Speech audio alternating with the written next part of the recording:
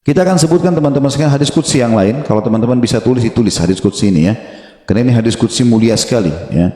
Kalau saya subhanallah selalu merasa gembira sekali dengan mendengarkan hadis qudsi ini ya. Dan hampir setiap hari hadis ini selalu saya ulang-ulangi teman-teman sekalian. Saya ulangi, saya baca lagi, saya renung lagi, dan seperti sebuah hiburan yang tidak akan pernah ada habisnya. Hadis qudsi, hadis sahih di mana Allah Subhanahu wa taala menyampaikan kepada kita berita gembira tentang orang-orang yang mau berprasangka baik dengan Allah. Silakan ditulis. Allah berfirman, wahai anak Adam. Artinya kita semua manusia dipanggil. Jangan pernah engkau takut kepada siapapun yang mempunyai kekuasaan, selama kekuasaanku ada. Dan ketahuilah, kekuasaanku tidak akan pernah punah selamanya. Ditulis dulu, lanjutin dulu, nanti kalau ada yang tertinggal bisa kita ulangi ya. Wahai anak Adam, jangan pernah engkau takut dengan kesempitan rezeki, karena perbendaharaanku penuh, dan perbendaharaanku tidak akan pernah punah selamanya.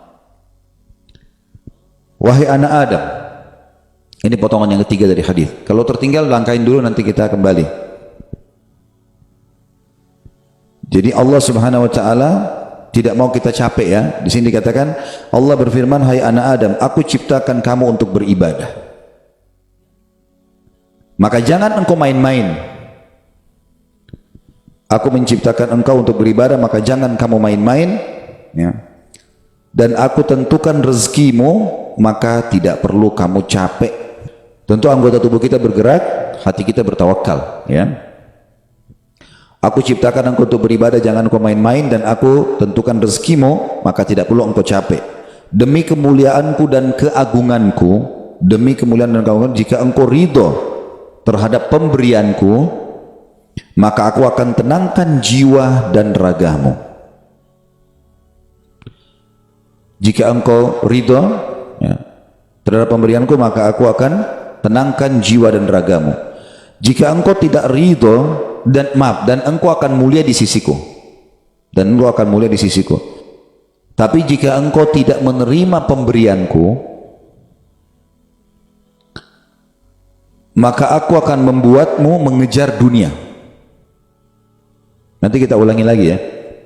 Dan jika engkau tidak menerima pemberianku, maka aku akan membuatmu mengejar dunia. Seperti hewan buas yang sedang mengejar mangsanya di padang pasir. Seperti hewan buas yang sedang mengejar mangsanya di padang pasir. Kemudian tidak akan datang kepadamu kecuali yang sudah aku takdirkan. Jadi kalau kita ridho dengan apa yang Allah berikan, Allah akan buat jiwa kita dan raga kita tenang. Lalu kita mulia di sisi Allah.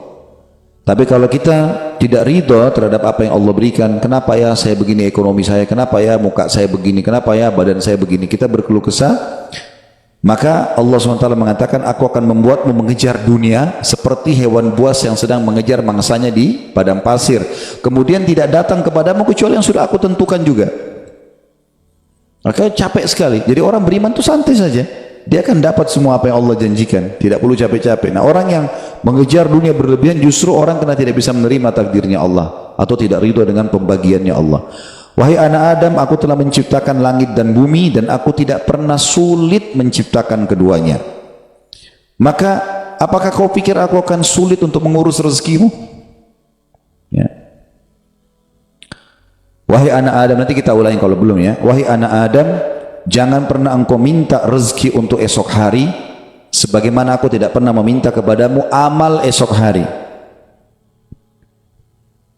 Wahai anak Adam, sesungguhnya aku mencintaimu, maka atas hak itulah cintailah aku. Ya. Kita ulangi hadisnya. Allah menyebutkan dalam hadis qudsi ya. Wahai anak Adam,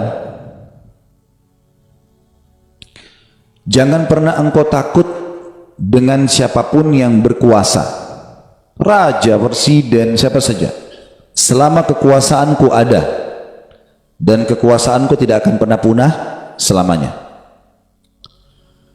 Wahai anak Adam, jangan pernah takut dengan sempitnya rezeki, sebab perbendaharaanku banyak, penuh, dan perbendaharaanku tidak akan pernah habis selamanya. Yang ketiga, wahai anak Adam, aku telah menciptakan engkau untuk beribadah, maka jangan bermain-main.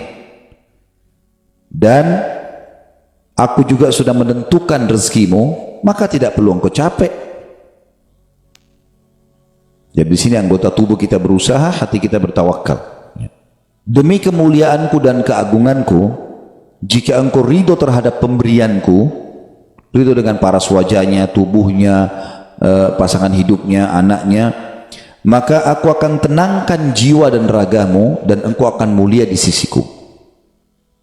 Dan jika engkau tidak ridho terhadap pemberianku, maka demi kemuliaanku dan keagunganku, aku akan bebankan kepadamu dunia, atau aku akan membuatmu mengejar dunia, sehingga engkau berlari-lari mengejarnya seperti hewan buas yang sedang mengejar mangsanya di padang pasir. Kemudian tidak datang kepadamu kecuali yang sudah aku tentukan. Wahai anak Adam, aku telah ciptakan langit dan bumi, dan aku tidak pernah merasa susah dalam mengurus dan menciptakannya. Maka apakah kamu pikir aku akan capek dengan mengurus rezekimu? Wahai anak Adam, jangan pernah engkau minta rezeki esok hari, sebagaimana aku tidak pernah minta kepadamu amal esok hari. Kita tidak perlu sholat untuk besok, untuk lusa, untuk minggu depan, cadangan, tidak perlu. Sholat hari ini, kita puasa hari ini, Ramadan tahun ini, itu pun hari yang ada kita hidup kita puasa. Kalau enggak ada, gitu kan?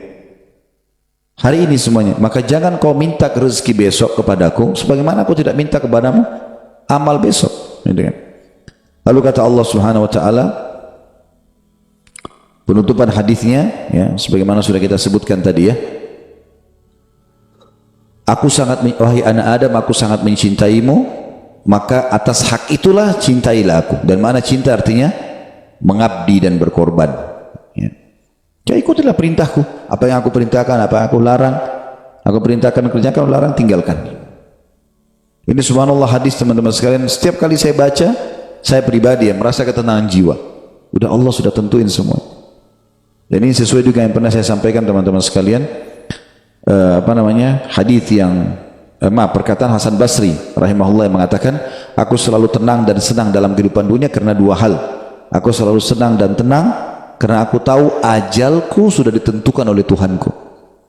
Udah, Allah sudah tahu kapan aku mati. Udah nggak usah aku pikirin kapan mati itu. Beramal saja. Aku selalu senang dan tenang dengan itu. Aku sudah tahu ajalku sudah ditentukan oleh Tuhanku, maka aku tidak perlu memikirkannya. Dan aku selalu senang dan tenang karena rezekiku sudah ditentukan oleh Tuhanku, maka aku tidak pernah berpikir untuk diambil oleh orang lain. Jadi kalau teman-teman misal lagi masuk dalam satu proyek berdua sama temannya, atau berapa orang sedang bersaing, lalu kemudian dia gagal, teman-temannya dapat misalnya. Jawaban sederhana, belum rezeki, selesai. Karena biar kita berusaha setengah mati nggak bakal dapat itu. Sudah Allah tentuin. Seperti itulah. Dan tadi sudah kita jelaskan di diskusi tadi, kalau kita ridho dengan pemberian Allah, Allah buat jiwa kita dan raga kita tenang. Subhanallah, orang kalau misalnya mau makan udah habis, oh ya sudah, belum rezeki saya, tenang jiwanya. Kenapa habis, kenapa dimakan, kenapa begini, sakit hati, perutnya juga lapar, ya. Jadi ini kaidah hidup yang luar biasa yang mestinya kita fahami, ya.